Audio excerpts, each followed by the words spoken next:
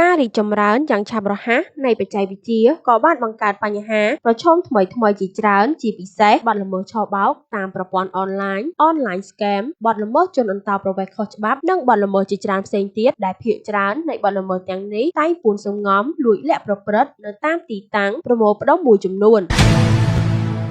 នេះជាការបញ្ជាក់ពីលោកតុយប៊ុនសេរីរដ្ឋមុនីអភិបាលរងខេត្តក្នុងពិធីបើកសិក្ខាសាលាផ្សព្វផ្សាយអនុក្រឹត្យស្ដីពីការគ្រប់គ្រងសន្តិសុខសុវត្ថិភាពតាមទីតាំងរស់នៅប្រមូលផ្ដុំខេត្តក្រចេះនារសៀលថ្ងៃទី11ខែកុម្ភៈឆ្នាំ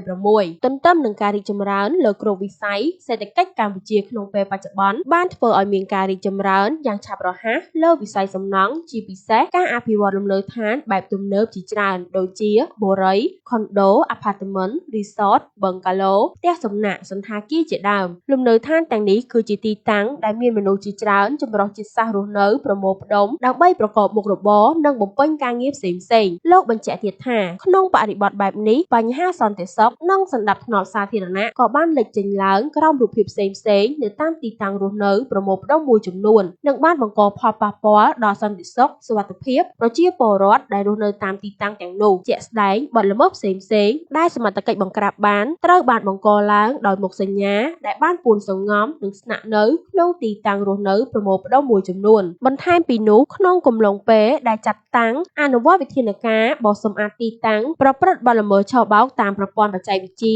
online scam ប្រកបដោយប្រសិទ្ធភាពសូមគណៈបញ្ជាការឯកភាពរដ្ឋបាលខេត្តនិងស្នងការដ្ឋាននគរបាលខេត្តត្រូវម្ចាស់ការទទួលខុសត្រូវក្នុងការបោសសម្អាតគ្រប់ទីកន្លែងធ្វើសកម្មភាពឆបោកតាមប្រព័ន្ធបច្ចេកវិទ្យាឲ្យអស់ពីភូមិសាស្ត្រនិងដែនសមត្ថកិច្ចរបស់ខ្លួនស្របតាមច្បាប់និងលិខិតបទបញ្ជាគតិយុត្តជាធរមាននិងបទបញ្ជាលេខ01បបរបស់រាជរដ្ឋាភិបាលត្រូវទប់ស្កាត់ឲ្យខានតែបាននៅការវិលត្រឡប់របស់ជនបរទេសចូលមកទីតាំងប្រព្រឹត្តបទល្មើសឆបោកតាមប្រព័ន្ធបច្ចេកវិទ្យាដែលត្រូវបានបោសសម្អាតរួចហើយនិងការចល័តមនុស្សចេញពីទីតាំងប្រមូលផ្ដុំមួយចូលទៅទីតាំងប្រមូលផ្ដុំមួយទៀតត្រូវណែនាំដល់ម្ចាស់ផ្ទះឬអ្នកគ្រប់គ្រងទីតាំងដែលមានជនបរទេសមករស់នៅប្រមូលផ្ដុំក្នុងការសហការរក្សាសន្តិសុខនិងសណ្ដាប់ធ្នាប់ឲ្យបានល្អតាមទីតាំងទាំងនោះដើម្បីជៀសផុតនៅបាតុភិបអសកម្មនិងភាពអនាធិបតេយ្យផ្សេងៗត្រូវអនុវត្តនីតិវិធីបណ្តេញចេញចំពោះជនបរទេសដែលបានចូលមកខុសច្បាប់ឬស្នាក់នៅខុសច្បាប់ត្រូវជំរុញនិងណែនាំម្ចាស់ទីតាំងរស់នៅប្រមូលផ្ដុំ